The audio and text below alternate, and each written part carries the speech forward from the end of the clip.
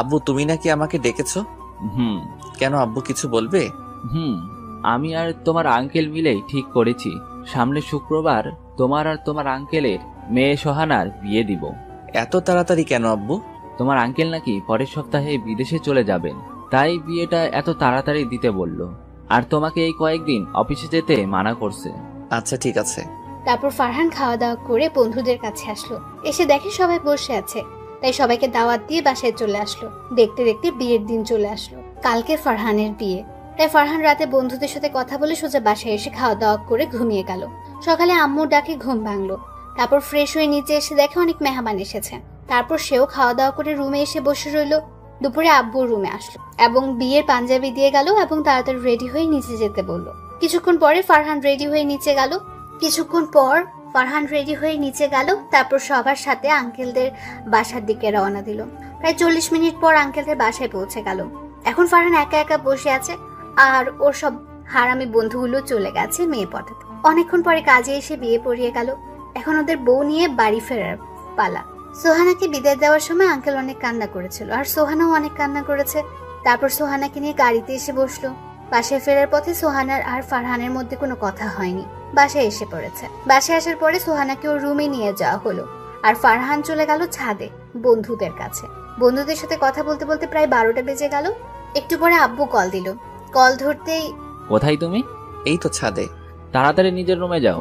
তারপর ফারহান ওর রুমের দরজার সামনে চলে আসলো, কিন্তু ভেতরে যেতে অনেক ভয় করছে। অবশেষে সব ভয় কাটিয়ে নিজের রুমে প্রবেশ করলো। বাসরঘরে ঢুকতেই বউ বলল, দেখুন, আপনি আমার কাছে আসবেন না। আমি আপনাকে স্বামী হিসেবে মানতে পারবো না, আর আমি আপনাকে স্বামীর অধিকারও দিতে পারবো না। সোহানার মুখে এমন কথা শুনে ফারহান পুরাই অবাক হয়ে গেল। তারপর নিজেকে একটু স্বাভাবিক করে সোহানাকে বলল, আমাকে আপনি কিসের জন্য স্বামী হিসেবে মানতে পারবেন না, সেই কারণটা কি জানতে পারি? আসলে আমি নীল নামের একটা ছেলেকে অনেক ভালোবাসি। তাহলে আমাকে বিয়ে করলেন কেন? বাবার ভয়ে আমি আপনাকে বিয়ে করেছি। আমাকে বিয়ে না করে ছেলেটার সাথে পালিয়ে যাইতেন। আসলে তার বাবার ব্যবসার জন্য নীল এখন দেশের বাইরে আছে, তাই পালিয়ে যেতে পারিনি। আর বাবার কাছে শুনেছি আপনি অনেক ভালো, তাই ভাবলাম আপনাকে বোঝালে আপনি নিশ্চয়ই বুঝতে পারবেন, তাই আমি আপনাকে বিয়ে করতে রাজি হয়েছি। আপনি কি আপনার আর নীলের সম্পর্কের কথা আঙ্কেলকে বলছেন? না। না বলে কেন আমাকে বিয়ে করলেন? জানেন, আপনার আর আমার আব্বু সেই ছোটবেলার বন্ধু। এখন যদি তারা এইসব কথা জানতে পারে তাহলে কতটা কষ্ট পাবে বুঝতে পারছেন? কথা বলছেন না কেন? সোহানাকে কিছু না বলে কান্না করে দিল। আমি এত কিছু বুঝি না, আমি শুধু নীলকে চাই। আর যদি আমি নীলকে না পাই তাহলে এই ছুরি দিয়ে নিজেকে শেষ করে ফেলবো। আপনাকে কিছুই করতে হবে না। আপনি আপনার নীলের কাছে যেতে পারবেন, কিন্তু একটা শর্ত আছে। বলেন কি শর্ত? আমি নীলের জন্য সব শর্ত মানতে রাজি আছি। শর্তটা হলো আমাদের মাঝে যে কোনো সম্পর্ক নেই সেটা কাউকে বুঝতে দিতে পারবেন না। যতদিন এই বাড়িতে থাকবেন ততদিন আমার মা বাবাকে আপনার মা বাবা মনে করে সেবা যত্ন করতে হবে। আপনি কি আমার শর্ত মানতে পারবেন? পারবো। আচ্ছা নীল, কতদিন পরে দেশে আসবে? 7 মাস। ও, এখন ঘুমান তাহলে। আচ্ছা। তারপর ফারহান বিছনা থেকে একটা বালিশ আর একটা চাদর নিয়ে সোফায় গিয়ে শুয়ে পড়লো, আর সোহানা খাটে গিয়ে শুয়ে পড়লো। ফারহান সোফাতে শুয়ে শুয়ে ভাবতে লাগলো, জীবনে কোনো মেয়ের সাথে প্রেম করলাম না, শুধু বিয়ের পরে বউয়ের সাথে প্রেম করব বলে, নিজের সবটুকু দিয়ে বউকে ভালোবাসবো বলে, আর সেই বউ কিনা আমাকে স্বামী হিসেবে মানে না। হায় রে কপাল। এগুলো ভাবতেই চোখ দিয়ে 2 ফোঁটা কষ্টের অশ্রু চোখের একটা কোণা দিয়ে বাহির হয়ে গেল। ফারহান চোখের জলগুলো মুছে ঘুমানোর চেষ্টা করতে থাকলো, কিন্তু কিছুতেই চোখে ঘুম আসছে না। শুধু বুকের বাম পাশে চিনচিনে ব্যথা করছে, আর চোখ দিয়ে নোনা পানি পড়ছে। চোখের পানি মুছতে মুছতে কখন যে ঘুমিয়ে গেছে মনে নেই। ফজরের আজানের সময় ফারহানের ঘুমটা ভেঙে গেল। ফ্রেশ হয়ে অজু করে চলে গেল নামাজ পড়তে। তারপর মসজিদে গিয়ে নামাজ পড়ে চলে আসলো বাসাতে। বাসায় আসার পরে চলে আসলো নিজের রুমে গিয়ে দেখে সোহানা ঘুম থেকে উঠে কার সাথে যেন হেসে হেসে কথা বলছে। ফারহান সেদিকে খেয়াল না করে চলে গেল ছাদে বসে আছে। এমন সময় সোহানা ওর কাছে আসলো আর পাশে দাঁড়ালো। ফারহান সোহানাকে দেখে বলল, কি সোহানা, কিছু বলবেন? কি বলবেন বলেন। আসলে ফারহান, আপনি কিছু মনে করবেন না আমার কথাতে। আরে বলেন তো, আমি কিছু মনে করব না। প্লিজ, আপনি যত তাড়াতাড়ি পারেন আমার আর আপনার ডিভোর্সের ব্যবস্থা করুন, প্লিজ। সোহানার মুখে কথাটা শোনার পরে অনেক কষ্ট পেল ফারহান। আসলে ফারহান নিজের জন্য কষ্ট পাচ্ছে না, ওর কষ্ট হচ্ছে ওর আব্বু আম্মুর কথা ভেবে। তারা যদি জানতে পারে যে তার ছেলের বউ বিয়ের একদিন পরেই ডিভোর্স চেয়েছে, তাহলে তারা কতটা কষ্ট পাবে। নিজেকে তারা অনেক বড় অপরাধী মনে করবে, কারণ তাদের কারণে ফারহান এই বিয়েটা করেছে। এগুলো ভাবতে চোখ দিয়ে কয়েক ফোঁটা জল মাটিতে গড়িয়ে পড়লো। ফারহান তাড়াতাড়ি চোখের জল মুছে বলল, এখন আমি আপনাকে ডিভোর্স দিতে পারবো না। কথাটা বলার সাথে সাথে ঠাস ঠাস করে সোহানা ফারহানকে দুটো থাপ্পড় দিল। ফারহান গালে হাত দিয়ে বসে পড়ল। থাপ্পড় দুটো এত জোরে লেগেছে যে ঠোঁট কেটে রক্ত বের হয়ে গেছে। ফারহান থাপ্পড় খেয়ে বসে আছে। তখন সোহানা বলল, ছোট লোকের বাচ্চা, তোর সাহস কত বড়! তুই আমার মুখের উপরে কথা বলিস। তোকে একটা ভালো মানুষ মনে করেছি, কিন্তু আমার জানা ছিল না যে কোনো ছোট লোক কখনো ভালো মানতে পারে না। আর তুই আজকের পরে আমার ধারে কাছেও আসবি, আর যত তাড়াতাড়ি পারিস আমাকে কথাটা যেন মনে থাকে। এই কথাগুলো বলে সোহানা নিচে চলে গেল, আর ফারহান সেখানে বসে রইল। আর কিছুক্ষণ আগে ঘটে যাওয়া ঘটনাগুলো ভাবতে থাকলো। সোহানার বলা কথাগুলো ভাবতে চোখে পানি চলে আসলো। অনেকক্ষণ ছাদের একটা কোণাতে বসে কান্না করলো। তারপর নিজের রুমে এসে চলে গেল ওয়াশরুমে। অনেকক্ষণ ওয়াশরুমের ভেতরে গিয়েও কান্না করলো। তারপর চোখ মুখে পানি দিয়ে বাইরে চলে আসলো। এসে সোফাতে বসে আছে, তখনই আম্মু আসলো খাবার খাওয়ার জন্য ডাকতে। ফারহান আম্মুকে বলল, আসছি, তুমি যাও। তারপর আম্মু চলে গেল। বারান্দাতে সোহানার কার সাথে যেন অনেকক্ষণ হেসে হেসে ফোনে কথা বলছে। ফারহান গিয়ে সোহানাকে ডাক দিয়ে বলল, সোহানা আম্মু আপনাকে আর আমাকে খাবার খাওয়ার জন্য নিচে ডেকেছে। তুই যা, আমি পরে খাবো। দুজনকে একসাথে যেতে বলছে। আমি এখন নীলের সাথে কথা বলতেছি, এখন যেতে পারবো না। তুই যা। পরে কথা বললেন, এখন চলেন। তোকে যেতে বলছি না? আমাকে এত ডাকতেছিস কেন? দেখছিস না আমি নীলের সাথে কথা বলতেছি? ঠাস ঠাস করে চল লাগালো। ফারহান গালে হাত দিয়ে চুপ করে দাঁড়িয়ে থাকলো। কিরে, এখনো এখানে দাঁড়িয়ে আছিস কেন? যা, আমি সাথে কথা বলে একটু পরে আসছি। তারপর ফারহান কিছু না বলে মাথাটা নিচু করে নিচে চলে আসলো। নিচে আসতে আম্মু বলল, কিরে ফারহান, বৌমা কোথায়? আসলে আম্মু, সোহানার নাকি শরীরটা ভালো লাগতেছে না, তাই শুয়ে আছে। আর আমাকে বলছে আমি খেয়ে যেন ওর জন্য খাবার নিয়ে যাই। ও, তারপর ফারহান খেতে থাকলো। খাওয়া দাওয়া শেষ করে সোহানের জন্য খাবার নিয়ে রুমে আসলো। এসে দেখে এখনো নীলের সাথে ফোনে কথা বলছে। তারপর ফারহান সোহানের কাছে গিয়ে বলল, আম্মু আপনার জন্য খাবার পাঠিয়েছে, খাবারগুলো খেয়ে নিন। সোহানাই ফারহানের কথা শুনে পেছন ঘুরে তাকালো। তাকিয়ে দেখে ফারহান দাঁড়িয়ে আছে। তখন সে ফোনটা কেটে দিয়ে খাবার খাওয়ার জন্য চলে গেল। আর ফারহান চলে গেল ছাদে। ছাদে বসে থাকতে থাকতে প্রায় 12টা বেজে গেল। ফারহান এখনো ছাদে দাঁড়িয়ে আছে। হঠাৎ কারো পায়ের শব্দের আওয়াজ শুনে পেছনে তাকালো। তাকিয়ে দেখে সোহানা দাঁড়িয়ে আছে। ফারহান সোহানাকে বলল, কিছু বলবেন? শোন, আমার বাসা থেকে মানুষ এসেছে, আমাকে আর তোকে নিতে চায়। তোকে আম্মু নিচে ডাকছে। ও আচ্ছা, আপনি যান, আমি আসছি। তারপর সোহানা চলে গেল। একটু পরে ফারহানও নিচে চলে আসলো। নিচে আসতে আম্মু বলল, ফারহান তাড়াতাড়ি তৈরি হয়ে নাও। কেন আম্মু, কোথায় যাব? সোহানাদের বাড়ি থেকে লোক এসেছে তোমাকে আর সোহানাকে নিতে। আমি না গেলে হয় না? এটা বিয়ের নিয়ম। বিয়ের পরের দিন বউয়ের সাথে বউয়ের বাপের বাড়ি যেতে হয়। তাই তুমি আর কোনো কথা না বলে তাড়াতাড়ি তৈরি হয়ে নিচে আসো। ফারহান আর কিছু বলল না। জানে এখন আম্মুকে বললেও লাভ হবে না, সে যেতেই হবে। তাই আর কথা না বাড়িয়ে চলে আসলো নিজের রুমে। এসে গোসল করে একটা নীল কালার পাঞ্জাবি পরলো। তারপর রেডি হয়ে নিচে আসলো। নিচে এসে বসে আছে, কিন্তু সোহানার আসার কোনো নাম নেই। প্রায় 1 ঘন্টা পর দেখলো সোহানা আসছে। সোহানাকে দেখতে পুরো একটা নীল পরীর মতো লাগছে। নীল শাড়ি, নীল চুড়ি, ঠোঁটে হালকা লিপস, চোখে গাঢ় কাজল, চুলের খোপাতে একটা লাল গোলাপ ফুল। এক কথা বলতে গেলে পুরাই একটা পরী। ফারহান সোহানার দিকে একধানে তাকিয়ে আছে। হঠাৎ সোহানার বলা কথাগুলো মনে পড়তে চোখ নামিয়ে নিল, আর মনটাও খারাপ হয়ে গেল। তারপর সোহানার বাড়ির লোকের সাথে সোহানাদের বাড়িতে আসলো। বাড়িতে আসার পরে সোহানায় ফারহানকে রেখে বাড়ির ভেতরে চলে গেল। আর তার বাড়ির সকলে ফারহানকে বরণ করে সব নিয়ম কানুন শেষ করে বাড়ির ভেতরে নিয়ে গেল। তারপর সোহানার কিছু কাজিন ফারহানকে একটা রুমে নিয়ে গেল এবং সেখানে রেখে সবাই চলে গেল। রুমটা দেখে বুঝতে পারলো এটা সোহানার রুম। ফারহান চুপ করে সোফায় বসে আছে। এমন সময় আঙ্কেল আসলো রুমে। আসসালামু আলাইকুম আঙ্কেল। ওয়ালাইকুম আসসালাম। কেমন আছেন আঙ্কেল? ভালো বাবা, তুমি কেমন আছো? ভালো। তোমার আব্বু আম্মু কেমন আছে বাবা? তারা ভালো আছে। যে জন্য এসেছি, তুমি আর সোহানা তাড়াতাড়ি নিচে খেতে এসো বাবা। আচ্ছা আঙ্কেল, আমি সোহানাকে নিয়ে আসছি, আপনি যান।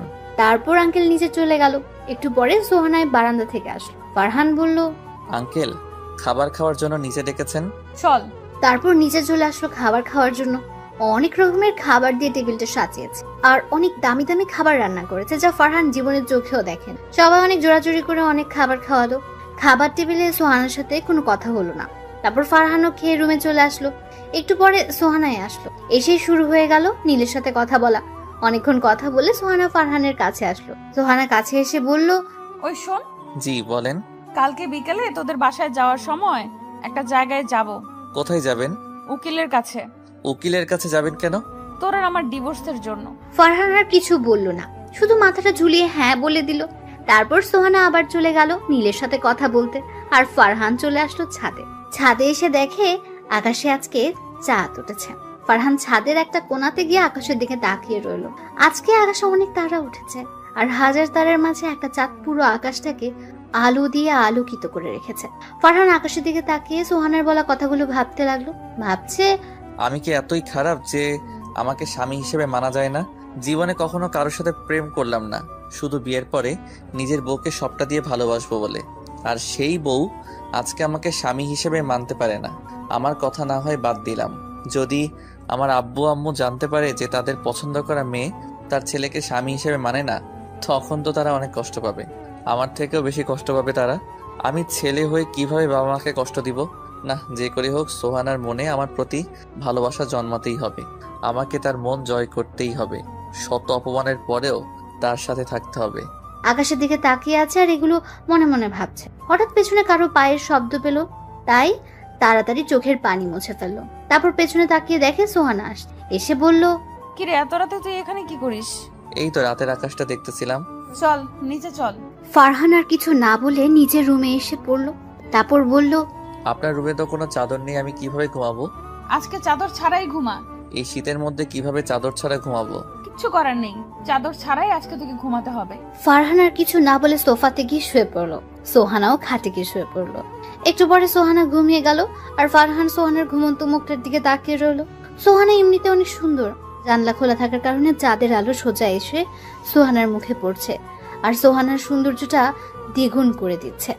ঘুমন্ত অবস্থায় সোহানাকে পুরো একটা শিশুর মতো মনে হচ্ছে। এই প্রথম কারো উপর ক্রাশ খেলো ফারহান, আর এই প্রথম কারো প্রেমে পড়লো।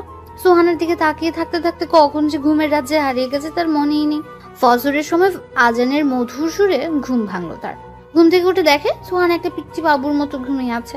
ফারহান কিছুক্ষণ সময় সোহানার দিকে তাকিয়ে থেকে উজু করে চলে আসলো মসজিদে নামাজ পড়তে। তারপর নামাজটা পড়ে একটু বাইরে হাঁটাহাঁটি করে চলে আসলো সোহানাদের বাড়িতে। তারপর চলে আসলো সোহানার রুমে এসে দেখে সোহানা এখনো ঘুমিয়ে আছে। ফারহান আর তাকে ডাক না দিয়ে চলে আসলো ছাদে। অনেকক্ষণ ছাদে থাকার পর চলে আসলো আবার রুমে আসতেই মনটা খারাপ হয়ে গেল। মন খারাপ হওয়ার কারণ হলো এসে দেখে সোহানা নীলের সাথে অনেকক্ষণ হেসে হেসে কথা বলছে। ফারহান আর কিছু বললো না, কারণ এখন কিছু বলতে গেলেই থাপ্পড় খেতে হবে, তাই চুপ করে সোফাতে বসে রইলো। একটু পরে আঙ্কেল ফারহান আর সোহানাকে নিচে ডাকলো নাস্তা করার জন্য। সোহানা নীলের সাথে কথা বলা শেষ করে ফারহানকে নিয়ে নিচে খাবার টেবিলে চলে আসলো। তারপর সবাই একসাথে নাস্তা করতে লাগলো। নাস্তা প্রায় শেষ, তখন আঙ্কেল বলল, বাবা, ফারহান আর মা সোহানা, তোমরা হয়তো জানো আমি সামনে শনিবার দেশের বাইরে যাব। ওরা দুজন একসাথে বলল, জি জানি। আমি চাই অফিসের দায়িত্ব তোমাদের দুজন থেকে একজনকে দিতে। তোমরা কে নিচে? আঙ্কেল, অফিসের দায়িত্বটা সোহানাকেই দিন, আমার অফিসের দায়িত্ব চাই না। আচ্ছা, তাহলে অফিসের বস হিসেবে সোহানাই থাকবে, আর তুমি সোহানাকে সাহায্য করো বাবা। আচ্ছা, আমি সোহানাকে সাহায্য করব, আপনি চিন্তা করবেন না আঙ্কেল। তারপর খাওয়া দাওয়া শেষ করে রুমে চলে আসলো। দেখতে দেখতে দুপুর গিয়ে বিকেল হয়ে গেল। এখন সোহানা আর ফারহান উকিলের কাছে। ফারহান খুব ভয় হচ্ছে যদি আজকে সোহানার ওর সাথে ডিভোর্স হয়ে যায় তাহলে বাবা মাকে কি জবাব দেবে, এগুলো ভেবে অনেক ভয় করছে।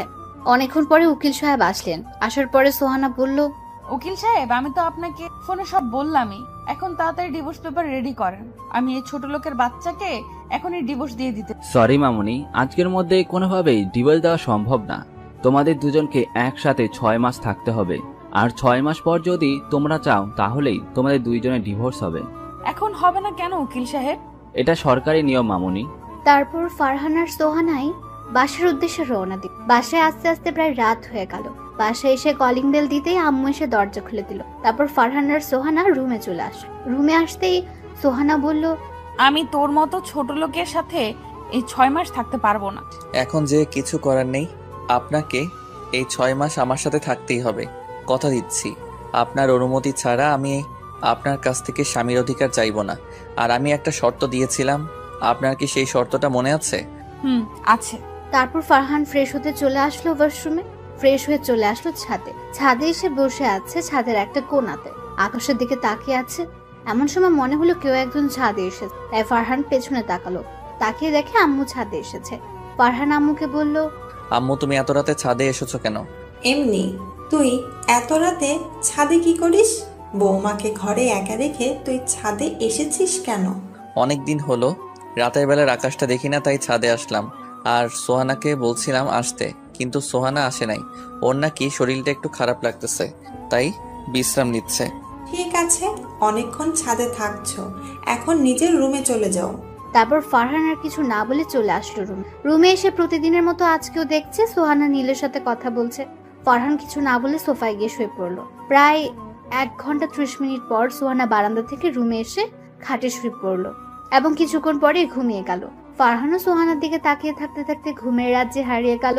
ফজরের সময় আজানের ধ্বনি এসে কানে পৌঁছাতেই ঘুমটা ভেঙে গেল। ফারহান তাড়াতাড়ি উঠে ফ্রেশ হয়ে নামাজ পড়তে চলে গেল। নামাজ পড়ে একটু হাঁটাহাঁটি করে চলে আসলো বাসায় এসে দেখে আম্মু নামাজ পড়ে রান্নার ঘরে যাচ্ছে। ফারহানকে দেখে আম্মু বলল, কিরে, তুই এত সকালে কোথায় থেকে আসলি?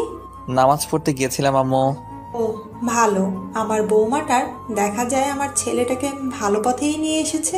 ফারহান একটা মুচকি হাসি দিয়ে চলে আসলো রুমে এসে দেখে মহারানী এখনো ঘুমাচ্ছে। ফারহান সোহানাকে ডাক দিতে থাকলো। সোহানা, এই সোহানা, শুনছেন? সোহানা কোনো সারা শব্দ করছে না দেখে সোহানাকে একটু ধাক্কা দিয়ে ডাকলো। সোহানা, এই সোহানা, ওঠেন, আজকে তো অফিস আছে, তাড়াতাড়ি ওঠেন। সোহানা জেগে গেল। ফারহান তার শরীর স্পর্শ করেছে বলে ঠাস ঠাস করে সোহানা ওকে 4টা থাপ্পড় দিল আর বলল, ছোট লোকের বাচ্চা, তুই আমাকে টাচ করলি কেন? এই, তুই আমাকে কথা দিয়েছিস, আসলে তোর মতো ছোট লোককে আমি কেন যে বিয়ে করতে গেলাম? তোরা বড় লোক মানুষ দেখলে সুযোগ নেওয়ার চেষ্টা করিস। আরো অনেক কিছু বলল। তারপর ফ্রেশ হতে চলে গেল। আর ফারহান সেখানে গালে হাত দিয়ে দাঁড়িয়ে রইল। তার ঠোঁট কেটে গিয়ে রক্ত পড়ছে আর চোখ দিয়ে 2 ফোঁটা নোনা জল গড়িয়ে নিচে পড়ে গেল। ফারহান তৈরি হয়ে না খেয়ে অফিসে চলে আসলো। না খাওয়ার কারণ হলো, যদি খাবার খেতে টেবিলে যেত তখন আম্মু আর আব্বু ঠোঁটে যে কেটে গেছে তা দেখে ফেলতো, আর আম্মু বুঝে যেত সোহানায় থাপ্পড় দিয়েছে। তাই না খেয়ে অফিসে চলে আসলো। অফিসে এসে নিজের জায়গাতে বসে কাজ করল। এমন সময় আঙ্কেল আর সোহানা অফিসে প্রবেশ করলো। একটু পরে সবাইকে একটা রুমে ডাকা হলো। ওরা সবাই সেই রুমে গেল। তারপর আঙ্কেল বলল, আজকের পর থেকে আমি আর অফিসে আসবো না। আমার জায়গাতে আমার মেয়ে বসবে এবং এই অফিসে দেখাশোনা করবে। আশা করি আপনারা সকলে আমার মেয়েকে সকল কাজে সাহায্য করবেন। তারপর আঙ্কেল চলে গেলেন বাসায় আর সবাই সবার জায়গাতে চলে গেল। ফারহানও ওর জায়গাতে এসে কাজ করতে থাকলো। এমন সময় পিয়ন এসে বলল, স্যার, আপনাকে একটু ম্যাডাম ডেকেছে। তারপর ফারহান বসের রুমের সামনে গিয়ে বলল, ম্যাম, আসবো? আসেন। ম্যাম, আমাকে আপনি ডেকেছেন? এখানে এই ফাইলগুলো আছে, আজকের মধ্যে কমপ্লিট করে জমা দিবেন। অনেকগুলো ফাইল ওর দিকে এগিয়ে দিয়ে। ম্যাডাম, আজকের মধ্যে এতগুলো ফাইল কমপ্লিট করা তো সম্ভব না। সম্ভব না কেন?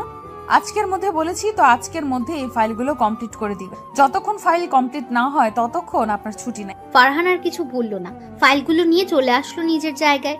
তারপর কাজ করতে থাকলো। কাজ করতে করতে দুপুর হয়ে গেল। সবাই দুপুরের খাবার খাওয়ার জন্য গেল, কিন্তু ফারহান গেল না, কাজ করতে থাকলো। কাজ শেষ করতে করতে রাত 9টা বেজে গেল। সবাই চলে গেছে, শুধু ফারহান, পিয়ন আর সোহানাকে ছাড়া। ফারহান ফাইলগুলো জমা দিয়ে যখন আসতে যাবে তখন পিয়ন বলল, স্যার, আপনাকে একটু ম্যাডাম ডেকেছে। ফারহান তাড়াতাড়ি ম্যাডামের রুমে গেল, গিয়ে বলল, ম্যাডাম, আসবো? আসেন। জি ম্যাডাম, বলুন, কেন ডেকেছেন? ফাইলগুলো কমপ্লিট হয়েছে? ভালো, এখন এই ফাইলগুলো দেখছেন, এগুলো নিয়ে যান, কালকের মধ্যে কমপ্লিট করে দিবেন। ফারহান কিছু বলল না, ফাইলগুলো নিয়ে অফিস থেকে চলে আসলো। এসে রিক্সার জন্য দাঁড়িয়ে রইল। কিছুক্ষণ পরে দেখলো সোহানার গাড়ি নিয়ে বের হচ্ছে।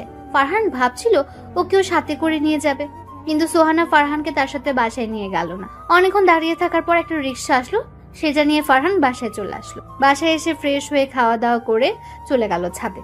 অনেকক্ষণ আকাশের দিকে তাকিয়ে থেকে চলে আসলো রুমে এসে দেখলো সোহানা নীলের সাথে অনেক হাসাহাসি করে বারান্দায় বসে ফোনে কথা বল। ফারহান আর সেদিকে খেয়াল না করে ফাইলগুলো নিয়ে বসলো। একটু পরে সোহানা এসে শুয়ে পড়লো আর ফারহান ফাইলগুলো কমপ্লিট করতে থাকলো। ফাইল দেখতে দেখতে প্রায় রাত 2টা বেজে গেছে। একটু পরে সবগুলো ফাইল কমপ্লিট করা হলো। ফারহান আর ঘুমালো না, চলে গেল ছাদে 1 কাপ কফি নিয়ে। ছাদের একটা কোণায় বসে কফি খাচ্ছে আর আকাশের চাঁদটার দিকে তাকিয়ে আছে আর ভাবছে, আজকে যদি সোহানাই আমাকে স্বামী হিসেবে মানতো, তাহলে এখন সোহানার কোলে মাথা দিয়ে আকাশের চাঁদটা দেখা হতো। আমার সাথে কেন এমন হলো? কি দোষ করছিলাম আমি? কারো ক্ষতিও তো কখনো করি নাই, তাহলে কেন আমার সাথে এমন হলো? আমি কি এতই খারাপ যে আমাকে স্বামী হিসেবে মানাই যায় না? সোহানাই আমার সাথে এমন কেন করে? আমি তো তার কাছ থেকে স্বামীর অধিকারও চাই নাই, তাহলে কেন এমন করে? এগুলো ভাবতে ভাবতে চোখ দিয়ে কয়েক ফোঁটা অশ্রু গড়িয়ে মাটিতে পড়লো। আর অনেক কিছু ভাবতে ভাবতে কখন যে ছাদে ঘুমিয়ে গিয়েছে মনে নেই। সকালবেলা আশেপাশে পাখির আওয়াজে ঘুমটা ভেঙে গেল। চারপাশে তাকিয়ে দেখে ছাদের একটা কোণায় ঘুমিয়েছিল। তারপর নিচে চলে আসলো, এসে ফ্রেশ হয়ে নাস্তা করে অফিসের জন্য রেডি হলো। তারপর ফাইলগুলো নিয়ে চলে আসলো অফিসে এসে দেখে 10 মিনিট লেট হয়ে গেছে। ফারহান ওর জায়গাতে বসতে পিয়ন বলল সোহানা নাকি ডেকেছে। ফারহান ফাইলগুলো নিয়ে সোহানার রুমে গিয়ে বলল, ম্যাডাম আসবো? আসেন, বসেন। ম্যাডাম ডেকেছেন আমাকে? অফিসে লেট করে আসলেন কেন? আসলে ম্যাডাম, কালকে রাতে ফাইলগুলো দেখতে দেখতে অনেক রাত হয়ে যায়, তাই আসলে আসতে একটু লেট হলো। ফাইলগুলো দেখি। ফারহান ফাইলগুলো সোহানার কাছে দিল। সোহানা ফাইলগুলো দেখার পর ওর মুখের মধ্যে ছুঁড়ে মারলো আর বলল, কি দেখেছেন ফাইলের মধ্যে? এত ভুল কেন? ম্যাডাম আপনার মনে হয় দেখতে একটু ভুল হয়েছে, একটু ভালো করে দেখুন। তো সাহস কি করে হয় অফিসের সামান্য একটা কর্মচারী হয়ে আমার মুখের উপরে কথা বলিস? সরি ম্যাডাম, আর হবে না। তারপর ফাইলগুলো নিয়ে সেখান থেকে নিজের জায়গাতে চলে আসলো। এসে মাথাটা টেবিলের নিচে দিয়ে অনেকক্ষণ কান্না করলো। তারপর আবার ফাইলগুলো দেখতে লাগলো। ফাইলগুলো দেখার সময় দেখলো সামান্য কিছু ভুল আছে, যা না ধরলেও চলে। আর এই সামান্য ভুলের জন্য সোহানা এমন ভাবে মারলো, ভাবতেই চোখ দিয়ে পানি চলে আসলো। তারপর চোখের পানি মুছে পিয়নকে দিয়ে ফাইলগুলো সোহানার রুমে পাঠিয়ে দিল। তারপর কাজ করতে থাকলো। শরীরটা ভালো লাগছে না বলে দুপুরে সোহানার রুমে গেল, গিয়ে বলল, ম্যাডাম আসতে পারি? জি আসুন। ফারহান ভেতরে যাওয়ার পর বলল, কিছু বলবেন? ম্যাডাম আমার শরীরটা অনেক খারাপ লাগতেছে, আমাকে কি আজকের জন্য ছুটি দেওয়া যাবে? সকালবেলা এমনিতেই আসছেন লেট করে, এখন আবার ছুটি চাচ্ছেন? অফিস থেকে কি পেয়েছেন? কোনো ছুটি নেই, যান গিয়ে কাজ করুন। ফারহান আর কিছু বলল না, চলে আসলো নিজের জায়গাতে। এসে ভাল লাগছে না বলে মাথা নিচু করে বসে আছে। এমন সময় কে যেন বললো অফিসে আসছেন কি ঘুমানোর জন্য। এমন কথা শুনে মাথাটা উঠিয়ে সামনে তাকিয়ে দেখে সোহানা দাঁড়িয়ে আছে। ফারহান সোহানাকে দেখে মাথাটা নিচু করে দাঁড়িয়ে গেল। আর সোহানা বলল, আপনাকে কি অফিস থেকে বেতন দেওয়া হয় অফিসে এসে ঘুমানোর জন্য নাকি কাজ করার জন্য? সরি ম্যাডাম, আর হবে না।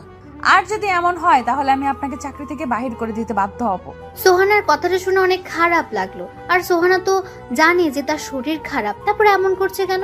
অনেক চেষ্টা করলো কাজে মন দেওয়ার, কিন্তু কাজে মন দিতে পারলো না। দেখতে দেখতে অফিস ছুটি হয়ে গেল। ফারহান চলে আসলো বাড়িতে সে সোজা নিজের রুমে চলে গেল, গিয়ে শুয়ে পড়লো। আর একটু পরেই ঘুমিয়ে গেল। হঠাৎ ঘুম ভেঙে গেল আর শরীরে অনেক জ্বর অনুভব করলো, মাথা অনেক ব্যথা অনুভব করলো। অনেক কষ্টে একটা পাতলা চাদর নিয়ে সোফায় গিয়ে শুয়ে পড়লো। অনেক শীত লাগছে, এই পাতলা চাদরটা শরীরকে গরম করতে পারছে না। কি করবে কিছুই বুঝতে পারছে না।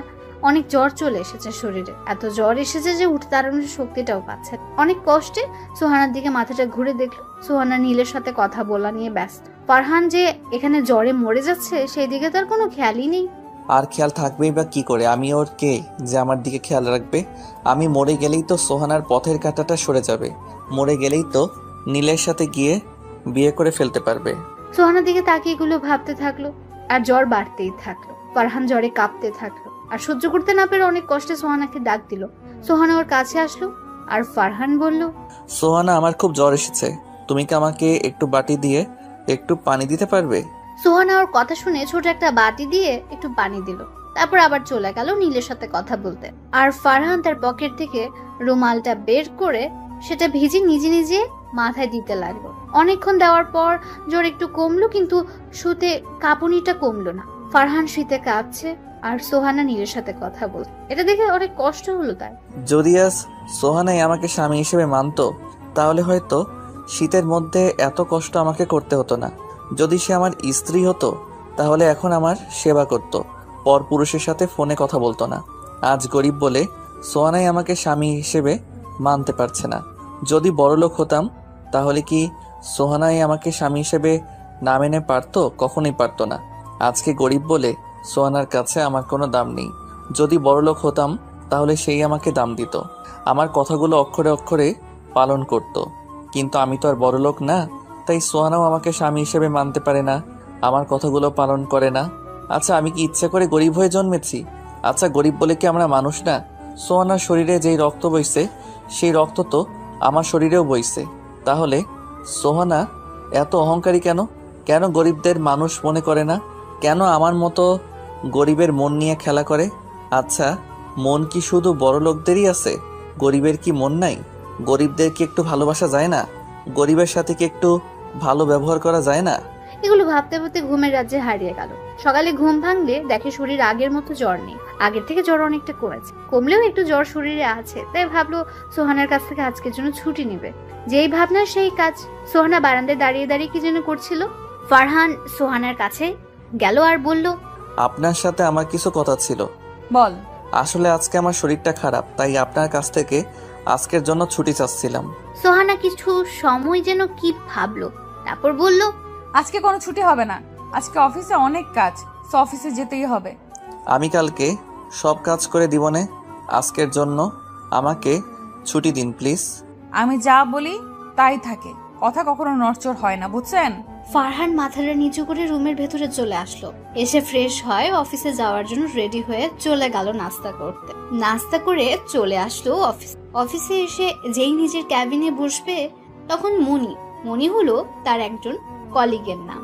মনি আসলো তার কাছে, এসে বলল, ফারহান, তোমাকে আজকে এমন দেখাচ্ছে কেন?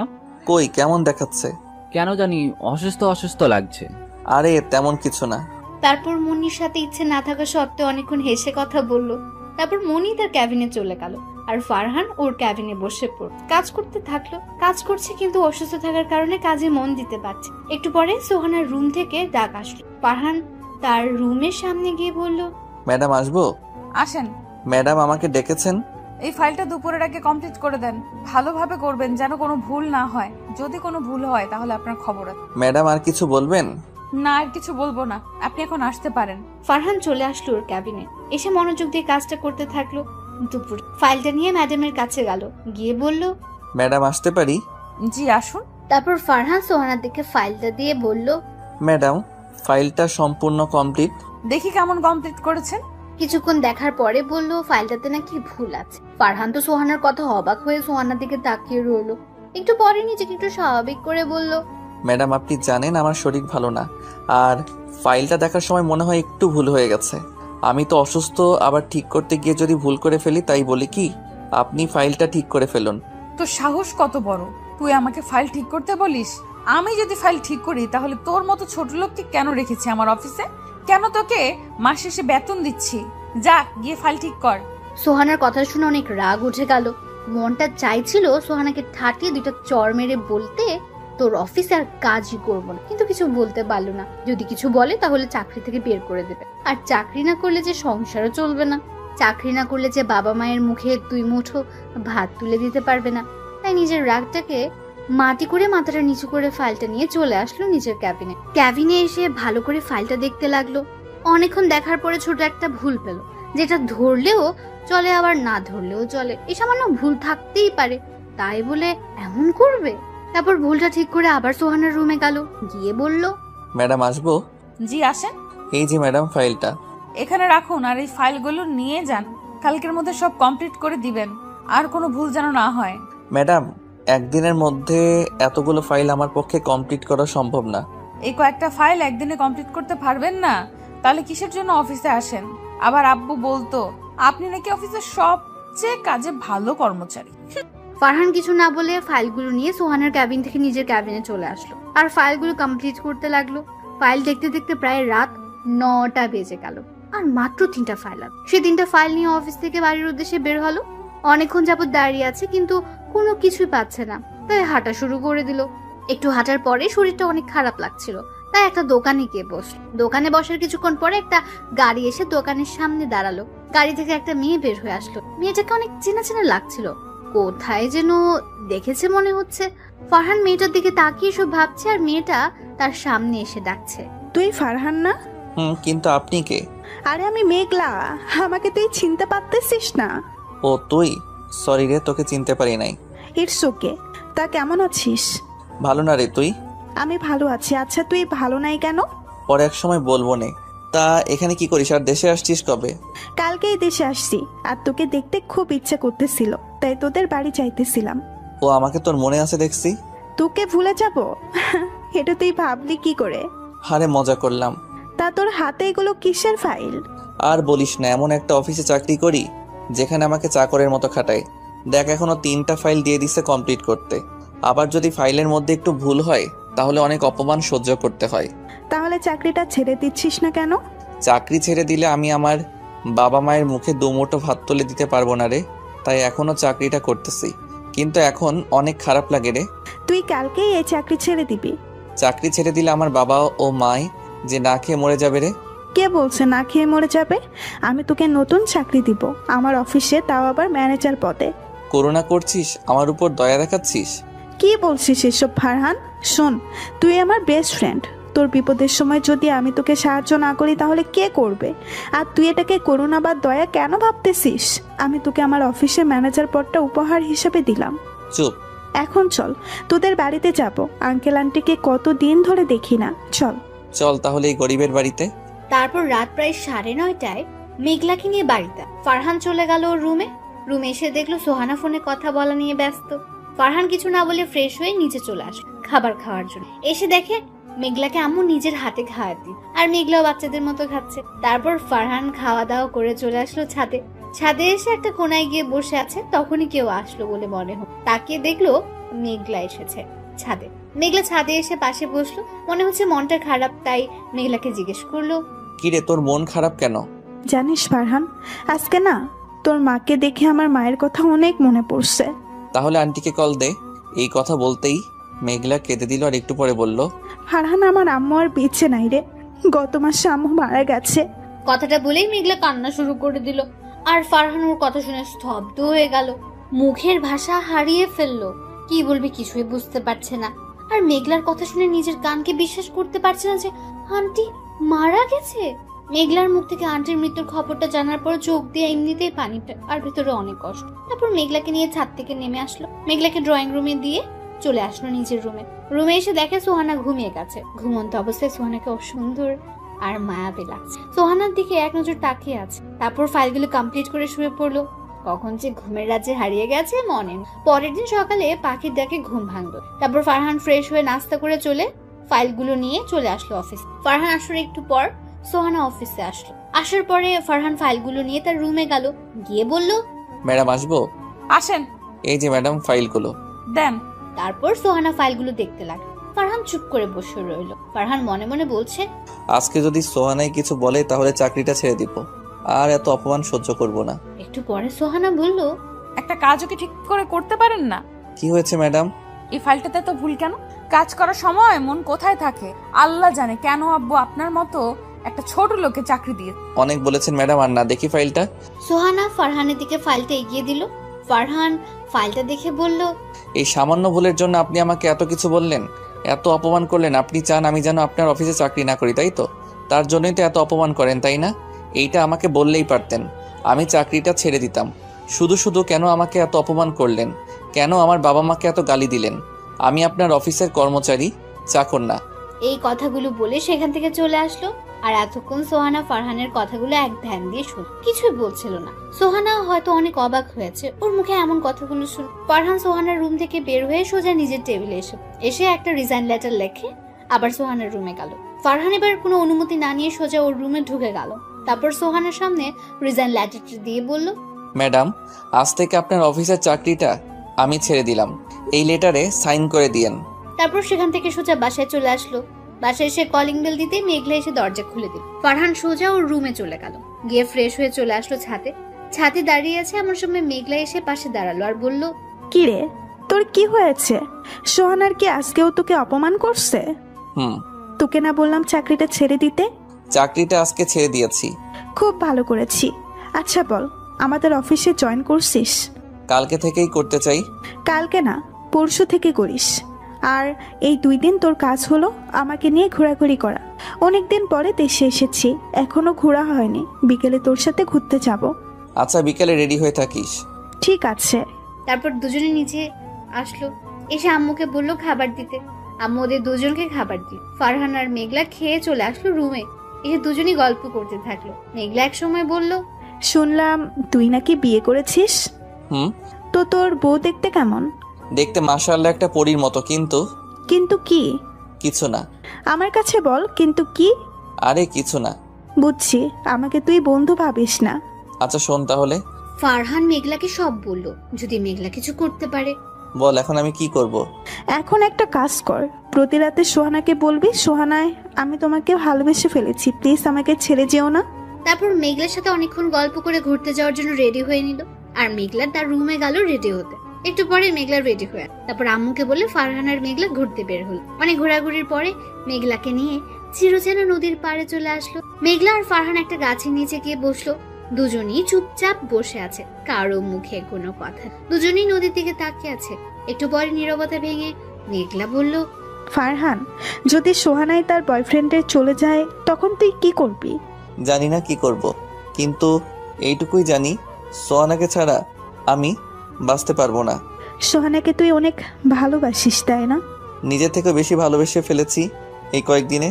এই পৃথিবীটা বড়ই অদ্ভুত, তাই না? কেউ ভালোবাসা পায় না আর কেউ ভালোবাসা পেয়েও চায় না। সোহানাই অনেক ভাগ্যবান যে তোর মতো স্বামী পেয়েছে। স্বামী পেয়েছে ঠিকই, কিন্তু সে তো আমাকে স্বামী হিসেবে মানে না। একদিন ঠিক মানবে, দেখে নিস। তোর ভালোবাসা সে ঠিকই বুঝবে। তাই যেন হয়। তারপর মেঘলাকে নিয়ে বাসায় চলে আসলো। দেখতে দেখতে রাত হয়ে গেল।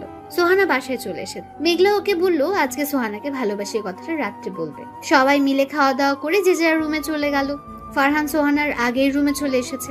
একটু পরে সোহানাও আসলো। সোহানা আসার পর মেঘলার কথা মতো সোহানাকে বলল, সোহানা, তোমাকে কি বলার ছিল? বল। সোহানা, এই কয়েকদিনে আমি তোমাকে নিজের থেকেও বেশি ভালোবেসে ফেলেছি। I love you Sohana. Please please আমাকে ছেড়ে চলে যেও না। ঠাস ঠাস ঠাস করে সোহানা ফারহানকে 4টা থাপ্পড় মারলো। তারপর বলল, তোর কি যোগ্যতা আছে আমাকে ভালোবাসে? আর তুই ভাবলি কি করে তোর মতো ছোট লোকের বাচ্চাকে আমি ভালোবাসবো? তুই কি ভুলে গেছিস তুই আমার অফিসের সাধারণ একজন কর্মচারী? তোর মাথায় কি কোনো জ্ঞান বুদ্ধি নাই? যা দূরে গিয়ে মর, ফহিন্নি ভিখারি কোথাকার। আরো অনেক কথা শুনিয়ে সোহানা বারান্দায় চলে গেল। আর ফারহান সেখানে বসে পড়লো। আর চোখ দিয়ে বৃষ্টির মতো পানি পড়তে লাগলো। সোহানার কথায় মনটা ভেঙে চুরমার হয়ে গেল। নিজেকে নিজের কাছে অনেক ছোট মনে হচ্ছে। সোহানার বলা কথাগুলো মাথার মধ্যে ঘুরপাক খাচ্ছে আর চোখ দিয়ে পানি পড়ছে। তারপর অনেকক্ষণ সেখানে বসে কান্না করে চলে আসলো ছাদে। ছাদে এসে দেখে মেঘলা আগে থেকে ছাদে এসে বসে আছে। ফারহান মেঘলার কাছে গেল, গিয়ে মেঘলার পাশে বসলো। মেঘলা ওকে দেখে বলল, কি রে, সোহানাকে আজকে প্রপোজ করেছিলি? তা সোহানা কি বললো? ফারহান মেঘলাকে সবকিছু বলল আর কান্না করে দিল। তারপর মেঘলা বলল, আরে পাগল, তুই কান্না করতেছিস কেন? আমাদের প্ল্যানের কথা কি ভুলে গেলি? না রে, ভুলে যাইনি, কিন্তু সোহানার বলা কথাগুলোতে অনেক কষ্ট হচ্ছে। কিছু পেতে হলে কিছু কষ্ট করতেই হয়, বুঝছিস? তারপর মেঘলার সাথে আরো কথা বলে চলে আসলো রুমে। এসে সোফাতে শুয়ে পড়লো। সকালে ঘুম থেকে উঠতে মেঘলা এসে বলল তাকে নিয়ে ঘুরতে যেতে হবে। ফারহান প্রথমে রাজি হয়নি, কিন্তু পরে রাজি হতেই হয়েছে।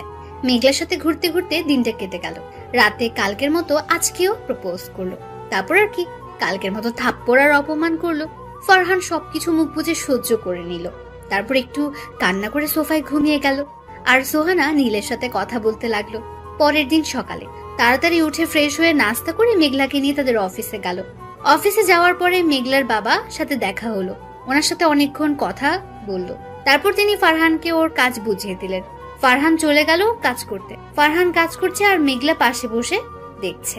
বিকেলে কাজ শেষ করে বাইর হয়ে দেখে মেঘলা ওর জন্য গাড়ি নিয়ে বসে আছে। ফারহান গিয়ে বসে পড়লো গাড়িতে। তারপর গাড়ি চলে আসলো বাসায়। ফারহান রুমে চলে আসলো। এসে দেখে সোহানা আগে অফিস থেকে চলে এসেছে। ফারহান তাকে কিছু না বলে চলে গেল ওয়াশরুমে। ফ্রেশ হয়ে চলে আসলো খাবার টেবিলে। সবার সাথে বসে খাওয়া দাওয়া করে চলে আসলো রুমে। একটু পরে সোহানা আসলো। আজকেও তাকে প্রপোজ করলো ফারহান, আর তার বিনিময়ে থাপ্পড় আর অপমান ছাড়া কিছুই পেল না। তারপর সোহানার থাপ্পড় আর অপমান নিয়ে ঘুমের রাজ্যে হারিয়ে গেল। সকালে কালকের মতো উঠে ফ্রেশ হয়ে অফিসে চলে আসলো। বিকেলে কাজ শেষ করে বাসায় আসলো। আজকে আর মেঘলার সাথে আসেনি, সে তার নিজের বাসায় চলে গেছে। প্রতি রাতের মতো আজকে সোহানাকে প্রপোজ। আজকেও সোহানা থাপ্পড় আর অপমান করে বারান্দাতে চলে গেল। আর সে একটু কান্না করে সোফায় শুয়ে পড়লো। এভাবে কাটতে থাকলো ফারহান আর সোহানার দিন। সোহানাকে ফারহান প্রতি রাতে করে, আর সোহানা থাপ্পড় আর অপমান। এখন আর আগের মতো কান্না করে না, কারণ এখন সোহানার থাপ্পড় আর অপমান সহ্য করার অভ্যাস হয়ে গেছে। দেখতে দেখতে চলে গেল 4টা মাস। এখনো সোহানা ফারহানের সাথে খারাপ ব্যবহার করে। এখনো প্রতি রাতে সোহানাকে প্রপোজ করে আর সোহানা থাপ্পড় আর নানান কথা শোনায়। আজকে অফিস থেকে আসার সময় মেঘলাকে বলল, মেঘলা, সোহানাকে মনে হয় আমি পাবো না রে। কেন হঠাৎ এই কথা বলতেছিস কেন? দেখ, এই 4টা মাস ধরে আমি তাকে ভালোবাসার কথা বলতেছি, আর সে আমাকে থাপ্পড় আর অপমান করতেছে। এখন কি তোর মনে হয় সোহানাকে আমি পাবো? পাবি। আচ্ছা শোন, আজকে থেকে তুই আর সোহানাকে প্রপোজ করবি না, তার সাথে প্রয়োজন ছাড়া কোনো কথা বলবি না, আর সোহানাকে দেখিয়ে দেখিয়ে আমার সাথে প্রেম করার অভিনয় করবি, ঠিক আছে? এগুলো করলে দেখবি সব ঠিক হয়ে যাবে। তারপর মেঘলার সাথে আরো অনেক কথা বলে বাসায় চলে আসলো। এসে ফ্রেশ হয়ে নাস্তা করে চলে আসলো রুমে এসে দেখে সোহানা সোফাতে বসে আছে। সে গিয়ে বসলো। খাটে গিয়ে বসুন, আমি এখন এখানে ঘুমাবো। বললো। সোহানা এই কথা শুনে খাটে গিয়ে বসলো আর ফারহান গিয়ে সোফাতে শুয়ে পড়লো। সোফাতে শোয়ার সাথে সাথে মেঘলার ফোন দিল। ফারহান ফোন ধরে বলল, বাসায় গিয়ে পৌঁছেছো? বাসায় যেতে কোনো সমস্যা হয়নি তো? কিরে, সোহানা কি তোর পাশে? এখন কি করো বাবু? এই তো শুয়ে আছি, তুই? আমি তোমার কথা ভাবতেছি। ওই, এখন তুই কথা বলতে বলতে সাথে চলে যা, ঠিক আছে? আচ্ছা, কালকে আমরা কোথায় দেখা করছি? চুপ। ও, পার্কে। কখন আসবো? তুই বল। ও, অফিস ছুটির পরে। ঠিক আছে, বাই বাবু। তারপর ফোন কেটে দিয়ে ফারহান ঘুমিয়ে যাওয়ার ভান করে শুয়ে পড়লো আর সোহানা চলে গেল নীলের সাথে কথা বলতে। তারপর ফারহান ঘুমের রাজ্যে হারিয়ে গেল। ঘুমাচ্ছিল, হঠাৎ কারো কান্নার শব্দে ঘুমটা ভেঙে গেল। ঘুম থেকে উঠে দেখে সোহানা নীলের সাথে কথা বলছে আর অনেক কান্না করছে। ফারহান একটু বারান্দার কাছে গেল তাদের কথাগুলো শোনার জন্য। ফারহান বারান্দার কাছে গিয়ে শুনতে পারলো সোহানা বলছে, নীল, বিশ্বাস করো, আমি এখন ফারহানকে স্বামীর অধিকার দেই নাই। আমার আর ফারহানের মধ্যে কোনো সম্পর্ক নাই। প্লিজ তুমি আমাকে বিশ্বাস করো, আমি শুধু তোমাকেই ভালোবাসি। নীল প্লিজ, তুমি দেশে আসো আর এই বাড়ি থেকে নিয়ে যাও। আমি আর এখানে থাকতে চাই না। সোহানা প্লিজ, তুমি ফারহানকে ডিভোর্স দিয়ে আমাকে বিয়ে করো। এমন কথা বলো না প্লিজ। তুমি ছাড়া আমার আর কে আছে বলো? তুমি তো আমার সব। তুমি কেন আমাকে বিশ্বাস করতেছো না? ছি নীল, ছি। এই নোংরা কথাটা তুমি আমাকে বলতে পারলে? জানো ফারহান আমাকে কত ভালোবাসে। শুধু তোমার জন্য আমি ওর ভালোবাসাকে কোনো দাম দিই নাই, আর তুমি আমাকে এইসব কথা বললে? যাও, তোমার মতো এমন নোংরা স্বভাবের ছেলে আমার দরকার। আজকের পরে তুমি আর আমাকে ফোন দিবে। বলে সোহানা ফোনটা কেটে দিল আর কান্না করতে লাগলো বারান্দায় বসে। আর ফারহান ঘরের ভেতর থেকে সোহানার কথাগুলো শুনছিল। সোহানা সেখানে বসে বসে অনেক কান্না করছে আর ফারহান মন চাচ্ছে সোহানাকে জড়িয়ে ধরে চোখের পানিগুলো মুছে দিত। কিন্তু ফারহান যে সোহানার প্রতি দুর্বল হলে চলবে না, কঠোর হতে হবে, তো অনেক কষ্ট দিতে হবে। ওর মনের অহংকারগুলো কষ্ট দিয়ে দূর করতে হবে। ফারহানের করা সকল অপমানের প্রতিদান দিতে হবে। এগুলো ভাবছে এমন সময় দেখলো সোহানা চোখ মুছে রুমের দিকে আসছে। ফারহান তাড়াতাড়ি গিয়ে সোফাতে শুয়ে পড়লো আর ঘুমের ভান ধরে লাগলো। সোহানার রুমে এসে ফারহানের পায়ে ধরে মাফ চাইতে থাকলো আর বলতে লাগলো, ফারহান, তুমি আমাকে মাফ করে দাও। আমি তোমার ভালোবাসা না বুঝে দিনের পর দিন তোমাকে অপমান করেছি, অনেক থাপ্পড় মেরেছি। প্লিজ তুমি আমাকে মাফ করে দাও। আজকে থেকে তোমার সব কথা আমি শুনবো। তুমি যেভাবে চলতে বলবে সেভাবেই চলবো। তোমাকে আর কখনো আমি অপমান করব না, থাপ্পড় দিব না। প্লিজ তুমি আমাকে তোমার করে নাও। জানো ফারহান, আজকে আমাকে নীল অবিশ্বাস করেছে। সে বলেছে আমি নাকি একটা নষ্ট মেয়ে। এই কথাটা বলেই সোহানা কান্না করে দিল আর ফারহান ঘুমের ভান ধরে সবকিছু শুনতে লাগলো। আজকে নিজেকে অনেক সুখী মনে হচ্ছে, কারণ আজকে সোহানা ওকে মেনে নিয়েছে। কিন্তু সে যে এখন সোহানাকে মানবে না, তাকে অনেক কষ্ট দেবে, এটা ভাবতেই মনটা খারাপ হয়ে গেল। তারপর ফারহান ঘুমিয়ে গেল আর সোহানাও পায়ের কাছে কান্না করতে করতে ঘুমিয়ে গেল। সকালে সোহানার ডাকে ঘুম ভাঙলো। ফারহান উঠে ফ্রেশ হয়ে রেডি হচ্ছিল। এমন সময় সোহানা কোথা থেকে যেন আসলো, এসে একটা কালো শার্ট দিল পরতে। ফারহান কালো শার্টটা সোহানাকে রাখতে বললো আর বলল, দেখেন, আলমারিতে নীল একটা শার্ট প্যাকেটে আছে, সেই শার্টটা দেন, আমি সেটা পরবো। সোহানা বলল, আজকে এই শার্টটা পরো, তোমাকে খুব সুন্দর লাগবে। এই যে ম্যাডাম, আপনার কি মাথা ঠিক আছে নাকি কোনো সমস্যা হয়েছে? কেন বলো তো? এই যে আপনি আমাকে তুমি করে বলতেছেন, আবার শার্ট চয়েস করে দিচ্ছেন, তাই বললাম আর কি। স্বামী আমি, তাও আবার আপনার ব্যাপারটা হাস্যকর না? এখানে হাসার কি আছে? তুমি আমার স্বামী, এটা আমি বলতেই পারি, তাই বলেছি। তাই বলে কি হাসতে হবে? 2-3 পরে আপনার আর আমার ডিভোর্স হয়ে যাবে, আর আপনি অন্যের বউ হয়ে যাবেন, আর এখন বলছেন আমি নাকি আপনার স্বামী, তাই হাসলাম। আর আমার নীল শার্টটা দিন, আমি এখন পরে অফিসে যাব। আজকে অফিসে না গেলে হয় না? আজকে অফিসে একটা ইম্পর্টেন্ট মিটিং আছে, আমাকে যেতেই হবে। তারপর সোহানার কিছু বলল না, শার্টটা দিয়ে চলে গেল। ফারহান সোহানার চোখে স্পষ্ট জল দেখতে পেল আর একটু বললেই কান্না করে দিত। কিরে, কি অবস্থা? এই তো ভালো, তোর? এই তো আছি একরকম। আচ্ছা, কালকের ওষুধে কি কাজ হয়েছে? একটু হয়েছে। আচ্ছা, আজকে কি অফিস ছুটির পরে সত্যি সত্যি পার্কে যাবি? তারপর মেঘলার সাথে আরো অনেক কথা কাজ করতে থাকলো। কাজ করতে করতে দুপুর গিয়ে বিকেল হয়ে গেল। মেঘলা ফারহানকে নিয়ে রিক্সা করে চলে আসলো পার্কে। আসার সময় সোহানার অফিসের সামনে দিয়ে পার্কে আসলো। আসার দেখলো সোহানা ফারহান আর মেঘলাকে রিক্সা করে আসতে দেখলো। একটু পরে দেখলো সোহানা ওদের পিছু নিয়েছে। ফারহান আর মেঘলা পার্কে চলে আসলো। এসে একটা কোণাতে একটা বেঞ্চে গিয়ে ফারহান আর মেঘলা বসলো। একটু পরে দেখলো সোহানা ওদের ফলো করতে করতে এখানে চলে এসেছে। ফারহান সোহানায় এসে পড়েছে, অভিনয় শুরু করে দে। ঠিক আছে, সোহানায় কাছে আসলে তুই কথা বল, শুরু করে দিবি। ঠিক আছে। সোহানা এসে ওদের পেছনের একটা বেঞ্চে বসলো। বসার সাথে সাথে মেঘলা বলতে শুরু করলো, ফারহান, তোমাকে ছাড়া আমার আর থাকতে মন চায় না। তুমি প্লিজ ওই মেয়েটাকে ডিভোর্স দিয়ে দাও। আমারও তোমাকে ছাড়া থাকতে মনে চায় না বাবু, আর কিছুদিন অপেক্ষা করো। আমি ওই মেয়েকে ডিভোর্স দিয়ে তোমাকে বিয়ে করব। প্লিজ ওই ড্যানিটাকে তুমি তাড়াতাড়ি ডিভোর্স দাও, ওকে দেখলেই আমার কাজ চলে যায়। ঠিক আছে, আমি কালকে উকিলের কাছে ডিভোর্সের ব্যাপারে কথা বলতে যাব। এখন খুশি? খুশি, অনেক অনেক খুশি। বলে ওকে জড়িয়ে ধরল। আর ওইদিকে ফারহানের মেঘলার কথা শুনে সোহানা কান্না করতে করতে চলে গেল। সোহানার চলে যাওয়ার পরে মেঘলা ওকে ছেড়ে দিল আর বলে, চল ফারহান, অনেক দিন ধরে বাইরে তোর সাথে ঘুরি না, আজকে অনেক ঘুরবো। চলো। তারপর মেঘলার সাথে অনেক ঘোরাঘুরি করে একটা রেস্টুরেন্ট থেকে রাতের খাবার খেয়ে 10টা বাজে বাসায় আসলো। বাসায় এসে সোজা নিজের রুমে চলে গেল। রুমে ঢুকে দেখলো সোহানা কান্না করছে। আর জানি সে কেন কান্না করছে। তারপর জিজ্ঞেস করলো, আপনি কান্না করছেন কেন? আমার কথা শুনে সোহানা মাথা তুলে তাকালো, কিন্তু কিছু বলল না। আমি আবার জিজ্ঞাসা করলাম, কি হলো, কিছু বলছেন না কেন? কি হলো, কথা কি কানে যায় না? আপনি কান্না করতেছেন কেন? এই কি, আপনি এত রাতে কান্না করতেছেন কেন? কি হলো, কথা বলতেছেন না কেন? কি হলো বলেন, আপনি কান্না করতেছেন কেন? তারপর সোহানা ওকে কিছু না বলে দৌড়ে এসে জড়িয়ে ধরলো আর কান্না করতে থাকলো। ফারহান কোন রকম সোহানাকে তার বুক থেকে সরিয়ে দিয়ে ওটা চর লাগিয়ে, সমস্যা কি আপনার, কি করছেন? সরি, আমি আপনাকে এখন ভালোবাসতে পারবো না। আমি এখন মেঘলাকে ভালোবাসি। কিছুদিন পরে আমি আপনাকে ডিভোর্স দিয়ে মেঘলাকে বিয়ে করব। আর আপনি এখন কেন আমার মতো ছোট লোক, লজ্জা বদমাস একটা ছেলেকে কেন ভালোবাসবেন? আমাকে ভালোবাসলে আপনার মান সম্মান তো কমে যাবে। আর আপনি যে এখন আমাকে ভালোবাসেন, এটা লোকে জানলে হাসাহাসি করবে। আমাকে প্লিজ তুমি মাফ করে দাও। আমি আমি ভুলটা বুঝতে পেরেছি। আর লোকে কি বলবে না বলবে তা নিয়ে আমার যায় আসে না। সরি, আমি এখন মেঘলার মনটা ভাঙতে পারবো না, কারণ আমি জানি একজনের মন ভাঙলে কত কষ্ট হয়। আর কয়েকদিনের মধ্যেই আপনার আর আমার ডিভোর্স হয়ে যাবে। এখন এগুলো বলছেন কেন? এইগুলো বলছি কারণ তোমাকে আমি ভালোবেসে ফেলেছি। কেন, নীলের কি হয়েছে? সে কি আমার মতো গরিব হয়ে গেছে, নাকি বিয়ে করে ফেলেছে? অনেক রাত হয়ে গেছে, সরেন, এখন আমি ঘুমাবো। সকালে আবার আমার অফিস আছে। তুমি ইচ্ছে করলে আমার সাথে খাটে ঘুমাতে পারো। সরি, আমার মতো ছোট লোকের, আপনার মতো ধনী ঘরের মেয়ের সাথে এক বিছানাতে ঘুমাতে পারবো না।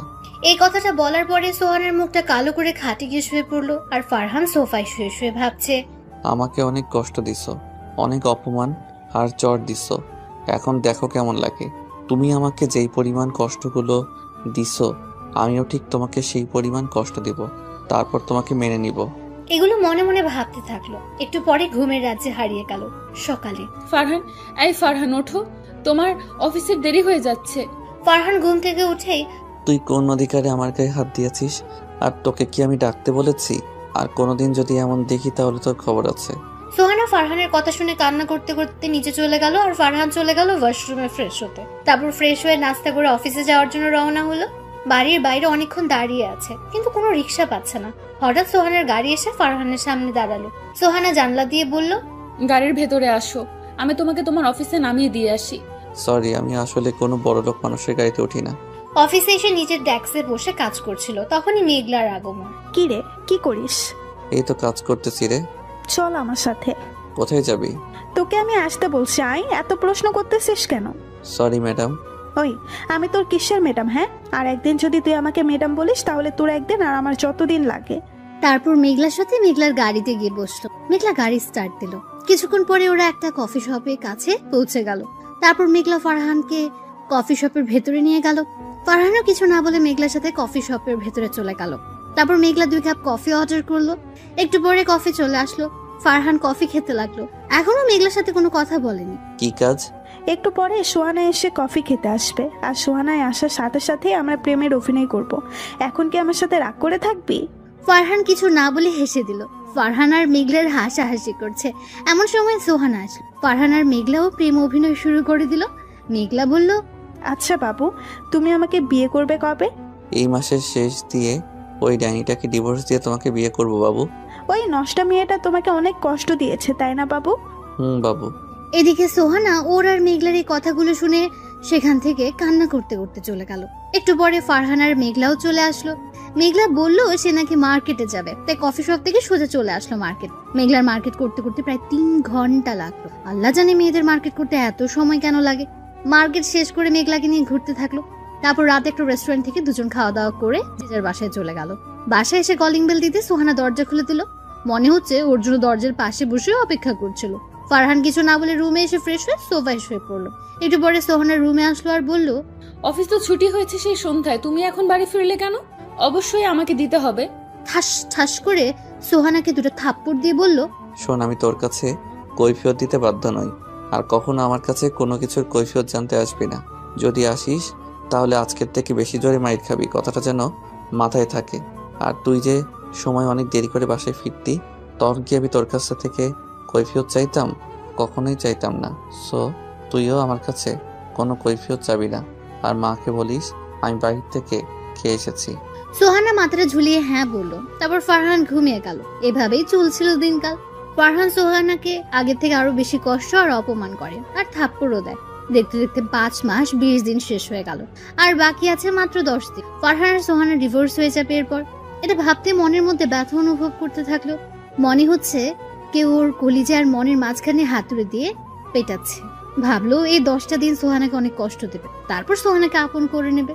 যেই ভাবনা সেই কাজ। আজকে মেঘলাকে বাড়িতে নিয়ে আসলো। ফারহান আর মেঘলা প্রেমের অভিনয় করবে তা দেখে সোহানা কষ্ট পাবে, তার জন্য মেঘলাকে বাড়িতে নিয়ে আসা। কারণ হলো কোনো মেয়ে তার স্বামীকে অন্য কোনো মেয়ের সাথে দেখতে পারবে না। তাই মেঘলাকে এই 10 দিনের জন্য বাড়িতে নিয়ে আসলো ফারহান। ফারহানের সাথে মেঘলাকে বাড়িতে ঢুকতে দেখে সোহানার মনটা খারাপ করে রুমে চলে গেল। ফারহান মেঘলাকে নিয়ে আম্মুর কাছে গেল আর বলল, আম্মু দেখো কে এসেছে। কে এসেছে রে? এটা বলার পরে মেঘলা ওর পেছন থেকে আম্মুর সামনে আসলো। মেঘলা আম্মুর সামনে যেতেই বলা শুরু করে দিল, কি রে মা, কেমন আছিস? ভালো আন্টি, তুমি কেমন আছো? আমিও ভালো আছি। তা তোর আব্বু কেমন আছে? তারা আসলো না কেন? তারাও ভালো আছে, আর তারা আজকে দেশের বাইরে যাচ্ছে 10 দিনের জন্য, তাই আসে না। ও, তুই তাহলে বস, আমি তোর জন্য কিছু খাবার নিয়ে আসি। আরে আন্টি, কিছু আনতে হবে না, আমি খেয়ে এসেছি এখানে। আম্মু শোনো। হ্যাঁ বল, শুনছি। আম্মু আঙ্কেল দেশের বাইরে যাবেন, তাই মেঘলাই আমাদের বাসাতে 10 দিন থাকবে। তা তো থাকবেই, তুই না বললেও আমি মেঘলাকে এই 10 দিনের জন্য এই বাসায় রেখে দিতাম। তারপর মেঘলা আর আম্মু কথা বলতে থাকলো। ফারহান চলে আসলো ওর রুমে। রুমে এসে দেখে সোহানা বিছনাতে শুয়ে ফুপিয়ে ফুপিয়ে কান্না করছে। সোহানাকে কান্না করতে দেখে ফারহানের অনেক কষ্ট হচ্ছিল। মনটা চাচ্ছিল সোহানাকে শক্ত করে জড়িয়ে ধরে ওর চোখের পানিগুলো মুছে দিতে। মন চাচ্ছিল সোহানাকে বুকে জড়িয়ে তার কপালে একটা ভালোবাসার পরশ এঁকে দিতে, কিন্তু এগুলো করলো না। ফারহান রুমে ঢুকে ধমক দিয়ে সোহানাকে বলল, কি হয়েছে, এমন ঢং করছেন কেন? মেঘলাকে তুমি কেন এই বাড়িতে নিয়ে এসেছো? আজ বাদে কাল আমি মেঘলাকে বিয়ে করব, তাই নিয়ে এসেছি। আচ্ছা, মেঘলাকে নিয়ে আসাতে তোমার কোনো সমস্যা হচ্ছে? সমস্যার কারণ হলো কোনো মেয়ে তার স্বামীকে অন্য মেয়ের সাথে দেখতে পারবে না। কে তোমার স্বামী? তুমি আমার স্বামী, আর আমি আমার স্বামীর ভাগ কাউকে দেব না। আমার মতো ছোট লোক, লুচ্চা লম্পট, যার স্বভাবের ঠিক নেই, সে তোমার স্বামী? তুমি কি আমাকে স্বামী হিসেবে মানতে পারবে? আমি তোমাকে স্বামী হিসেবে মানতে পারবো, আর আমার আগের কার্যকর্মের জন্য আমি দুঃখিত। প্লিজ তুমি আমাকে মাফ করে দাও আর আমাকে আপন করে নাও। সরি, এখন আমি আপনাকে স্ত্রী হিসেবে মানতে পারবো না। কি গ্যারান্টি আছে আপনি ভালোই নাকি খারাপই? বলা তো যায় না। বয়ফ্রেন্ডের সাথে কি না কি করছেন, এমনও তো হতে পারে যে আপনার চরিত্রের ঠিক নাই। ফারহান চুপ করো, আমি আর নিতে পারতেছি না। সত্যিটা সবারই শুনতে খারাপ লাগে, আপনারও লাগতেছে? প্লিজ ফারহান, তুমি আমাকে বিশ্বাস করো, একটা সুযোগ দাও আমাকে, প্লিজ একটি সুযোগ দাও।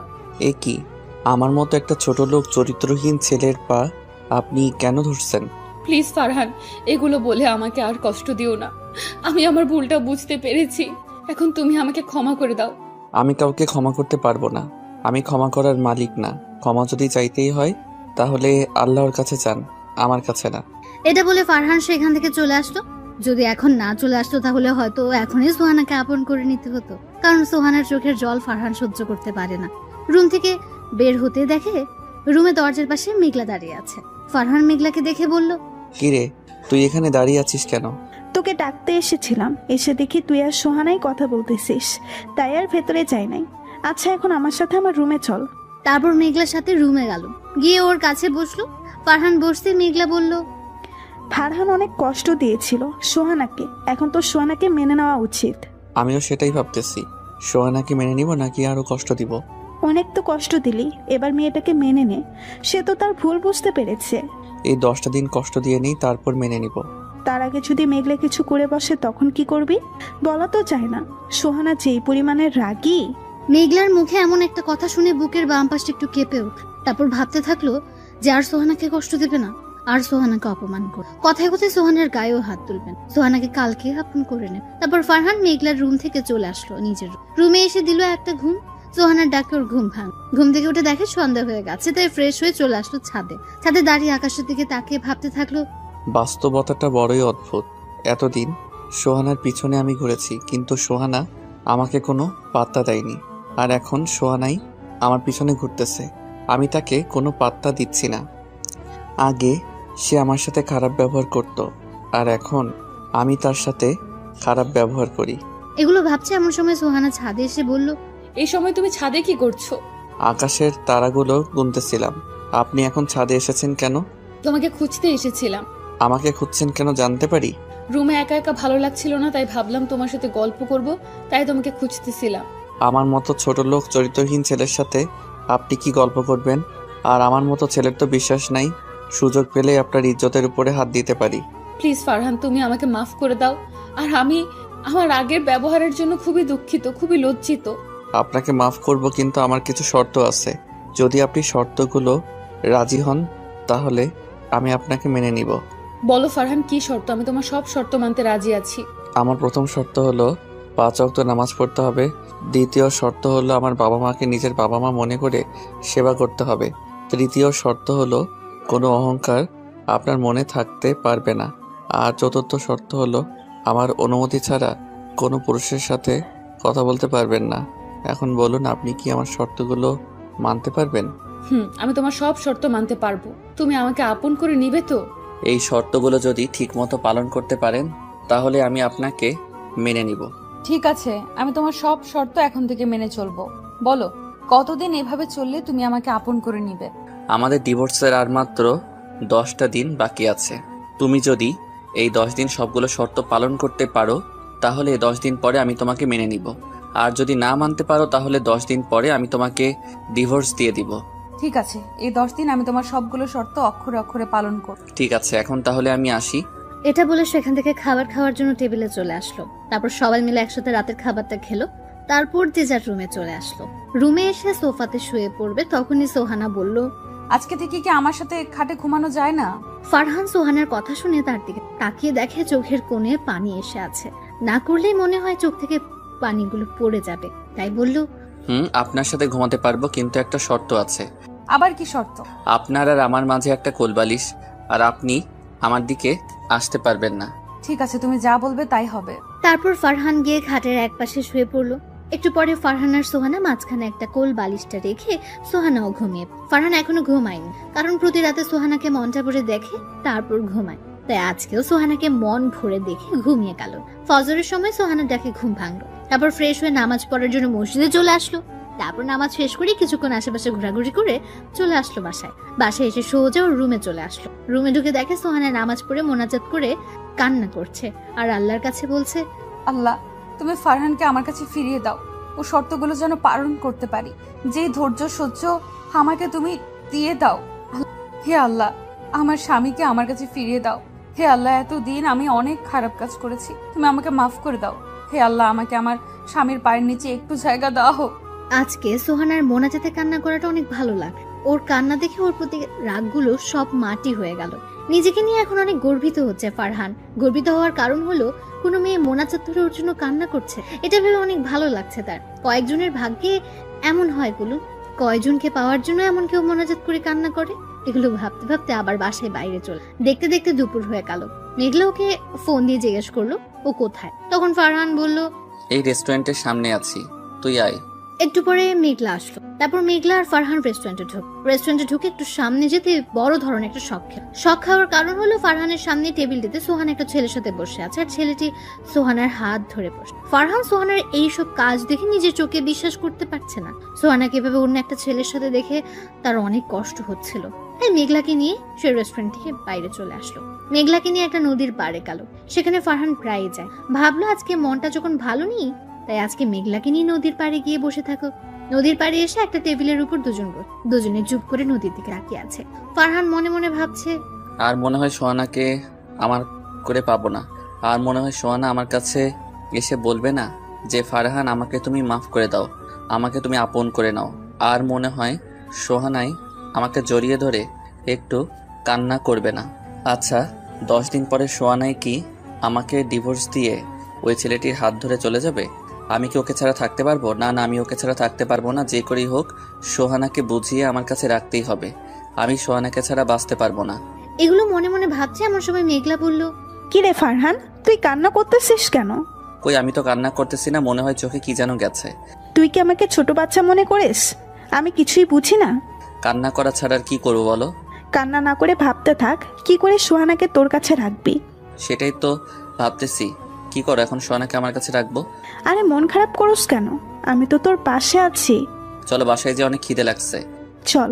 তারপর মেঘলাকে নিয়ে সে বাসায় চলে আসে। বাসায় এসে দেখে সোহানা আগে বাসায় চলে এসেছে। ফারহান বাসায় যেতেই বলল, এই তুমি এতক্ষণ কোথায় ছিলে? আমি সেই কখন থেকে তোমাকে খুঁজতেছি। ফারহান চুপ থাকার কারণ হলো সোহানার কথা শুনে মনে হচ্ছে সে তাকে ডিভোর্সের জন্যই খুঁজছে। কি হলো, কথা বলছো না কেন? কোথায় ছিলে এতক্ষণ? এই তো একটু নদীর পাড়ে গিয়েছিলাম।